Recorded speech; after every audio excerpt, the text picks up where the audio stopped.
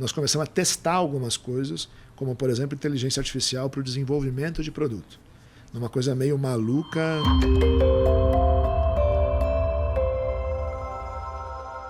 Olá, bem-vinda, bem-vindo ao 15Cast, o videocast de marketing do Valor.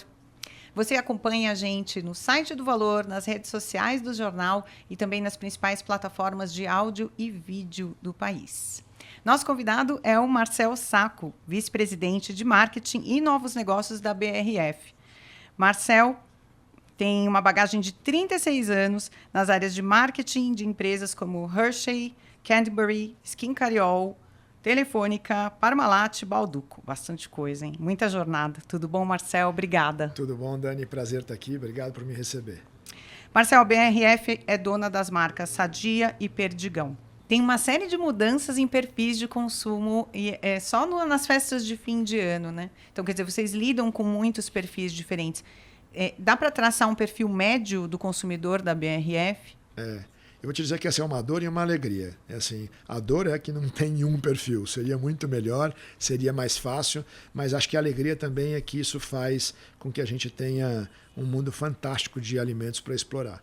A gente tem, primeiro, como as nossas marcas são muito democráticas, a gente tem um público muito amplo, muito amplo.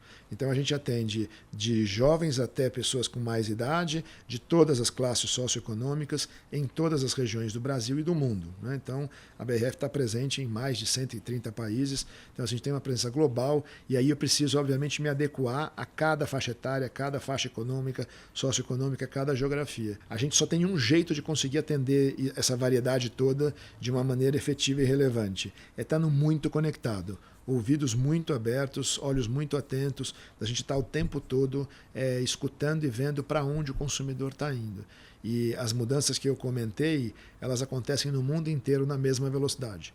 Então, às vezes a gente tende a achar que o mercado é mais desafiador do que o outro. Na verdade, não. A gente vê esse movimento está acontecendo porque o mundo está bem globalizado, a tecnologia colocou todo mundo conectado com as mesmas informações e isso então estimula todo mundo a buscar cada vez mais. O desafio nosso é exatamente não ter um perfil único. São vários perfis e aí a gente pode até aprofundar um pouco mais isso, mas para você fazer isso é conhecimento de consumidor e muito tratamento de dados, de informação que ajudam a gente a fazer esse negócio funcionar bem. Tem um exemplo de tratamento e uso, análise de dados que você possa trazer aqui para que vocês consigam alcançar o consumidor no perfil certo, na hora certa e na plataforma certa hoje em dia? Dani, esse hoje acho que é o nosso maior desafio, acho que meu e de qualquer, do meu time, de qualquer companhia hoje, dada a amplitude do leque de opções que existem hoje, a gente precisa o tempo, e como consumidor tem impactos múltiplos e variados ao longo do dia, a gente tem um desafio permanente de ver como é a melhor maneira da gente conseguir falar com ele e fazer ele nos escutar. Então, sem dúvida, a gente tem que estar medindo e entendendo e trabalhando em cima da informação. Vou te dar alguns exemplos de como a gente usa hoje os dados. E a gente ficar aqui vários dias falando, além dos nossos minutos de hoje. Mas a gente, por exemplo, na mídia exterior, né, que é uma coisa que ficou muito poderosa recentemente porque viraram telas digitais, você pode programar elas ponto a ponto. Eu hoje consigo anunciar Qualy, a minha margarina, na ocasião do café da manhã, quando é a hora que ela é mais consumida, e eu posso também, na hora em que eu tenho, numa determinada localização, uma loja de supermercado, chamar a atenção dentro da loja, no Retail Media, que é uma tela que está lá dentro, chamar a atenção dele para determinado produto que ele está comprando na parte da tarde, quando ele vai preparar o jantar. Então, como a informação hoje está disponível, eu consigo ser muito mais assertivo, mais cirúrgico em falar com o consumidor certo, no horário, na ocasião que eu preciso para vender o produto que faz mais sentido para ele. Então, esse é um exemplo de mídia, que a gente chama de mídia programática. A gente consegue fazer isso nas telas digitais, a gente consegue fazer isso na rede social, nos smartphones, consegue fazer isso na TV. Então, esta parte de informação é uma parte fundamental. Mas a gente tem outros exemplos grandes. Se eu olhar mais para dentro de casa, por exemplo, a gente tem informação de quando eu faço um evento como o Lollapalooza, ou quando eu estou na NFL e eu tenho milhares de consumidores conversando comigo, eu estou lá recolhendo informação de todo mundo, né? A gente está interagindo com todo mundo e quando a gente aprende com esse consumidor, eu depois consigo devolver para ele soluções customizadas para aquele perfil do torcedor do basquete ou do torcedor do futebol americano ou do fã da música, porque a gente recolhe informação, processa essa informação no nome grande guarda-chuva do CRM e a gente ativa isso depois de maneira bastante inteligente, tudo alinhadinho com LGPD, bastante bem cuidado, mas isso potencializa demais a efetividade do que a gente faz. Inteligência artificial já entra aí nesse processo? Cada vez mais. Ainda ontem fazia um workshop com o meu time e estava comentando com eles que é uma coisa bem interessante, Dani. Eu falo, a gente não percebeu, né, o smartphone entrando na nossa vida e de repente hoje 100% das pessoas não vivem mais sem um telefone na mão o dia todo. A inteligência artificial está entrando desse mesmo jeito.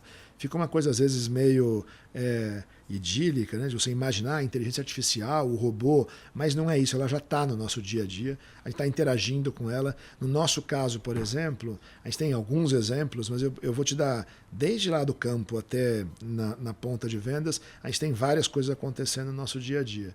Primeiro eu vou te dar um exemplo de nossos funcionários. A gente tem quase 100 mil colaboradores, né, dentro da BRF. A gente hoje fala com os nossos funcionários com uma família de bots, todos eles têm nome, que eu não vou me arriscar a falar aqui porque eu não vou lembrar de todos, mas a Flor do RH, por exemplo, é um bot nosso que resolve a sua vida de maneira completa. Tudo que você precisa fazer, de marcar suas férias, a falar com o médico, a você conseguir informações sobre o seu histórico dentro da companhia, qualquer coisa que você precisar, a Flor resolve para você, e era um recurso que era antes só num bot no WhatsApp de super fácil acesso, mas que agora você já pode conversar com ela. Então, você faz de maneira muito amigável, muito fácil, e você facilita com a inteligência artificial, porque é uma inteligência artificial generativa que resolve os problemas, né, de te dar a solução que você precisa. Então, esse é um exemplo dentro de casa. Nós temos um exemplo que é parecido com esse, mas que vai para a rua, que é o nosso Sadia Inteligência Amorosa. Um bot que já passou hoje de quase 600 mil usuários, muito rápido, cresceu rápido demais, que é, eu diria, o jeito do futuro da gente tratar na nossa relação com o consumidor, como facilitar a jornada dele de cozinhar. Então, o Sadia Inteligência Amorosa, o que ele faz é, você entra lá e de maneira também generativa com a inteligência artificial, você diz, eu preciso de uma sugestão de uma refeição para 7 pessoas neste sábado na minha casa, uma turma de amigos nessa faixa etária e 2 não comem carne.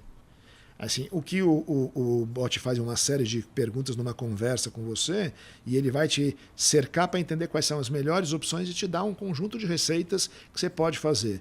E se você se interessar por alguma delas, você já tem um botão onde você aperta e compra o kit completo do que é necessário e é entregue na porta da sua casa para você fazer aquela receita e servir aos seus convidados. Então, esse é um recurso que começou também na base da digitação, a gente adicionou nele também o recurso de voz, nesse caso uma voz bastante poderosa, porque a gente trouxe a Rebeca Andrade como embaixadora, por causa da declaração dela nas Olimpíadas de que ela se concentrava falando de receita, e a gente trouxe ela, então ela conversa, a gente tem as receitas da Rebeca também lá, é uma das abas da convivência, exatamente para você trocar ideias. E a Rebeca não é uma cozinheira de mão cheia, ela não é uma chefe, ela é como todos nós, precisa de ajuda para resolver os perrengues do dia a dia.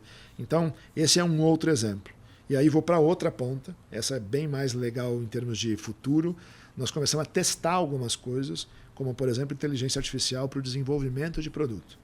Uma coisa meio maluca que a gente tem, Dani, onde nós estamos trabalhando em parceria com uma startup, onde a gente cria conceitos de produto que a gente testa com avatares digitais que replicam os nossos consumidores-alvo.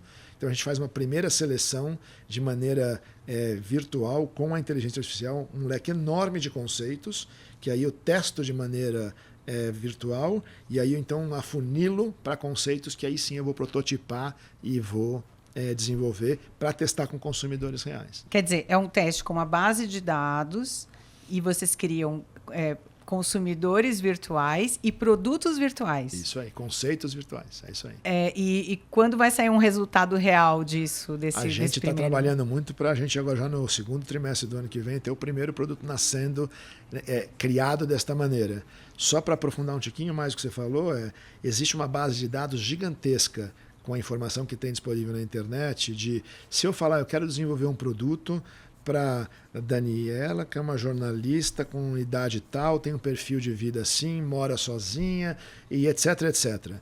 Existem informações suficientes hoje disponíveis, muitas informações, que dizem o que é conveniência para esse tipo de público, o que é praticidade, o que eles costumam comer, que tipo de dieta, blá, blá, blá. Com isso, a inteligência artificial cria 1.200 conceitos de produto. Então, se eu tivesse que fazer isso do ponto de vista do time de P&D ou de inovação, impossível criar 1.200 conceitos.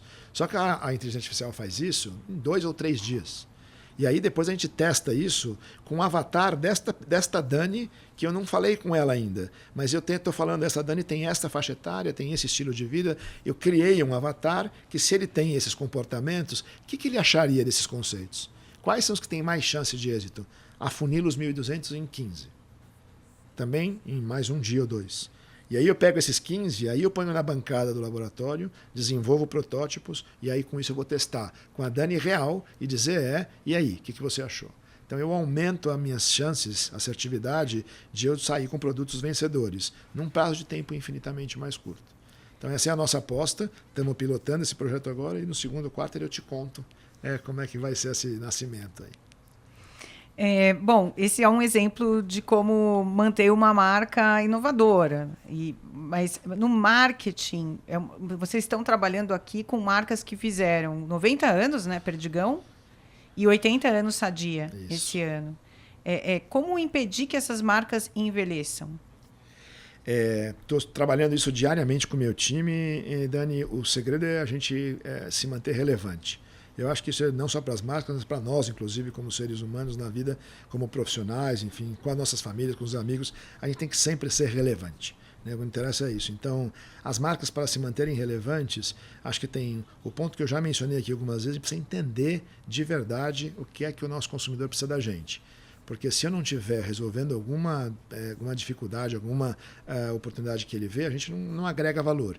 Então, não basta ser só um produto gostoso.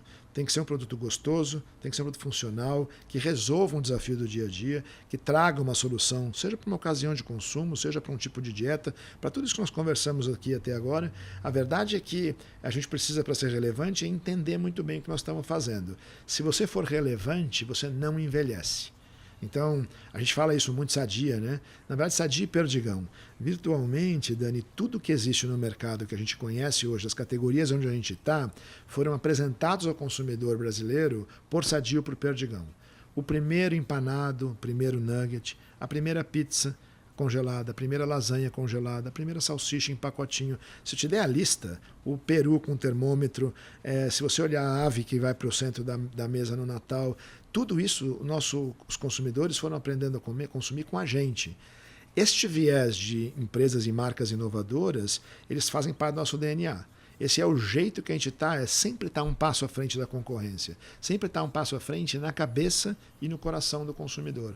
Que eu acho que assim você mantém a tua relevância e, sendo relevante, você não só tem a oportunidade de estar renovando a sua base de consumidores, mas também de não perder a sua base de consumidores que você construiu ao longo do tempo. Obrigada, Marcel, por estar aqui com a gente, compartilhar a sua experiência no 15Cast. Obrigada a você que nos acompanhou. E a primeira temporada do videocast do Valor está no site, nas redes sociais e nas principais plataformas de áudio e vídeo do país. Gostou da conversa? Siga, avalia e compartilha. Obrigada e até a próxima. Obrigada, Marcel. Obrigado, Dani.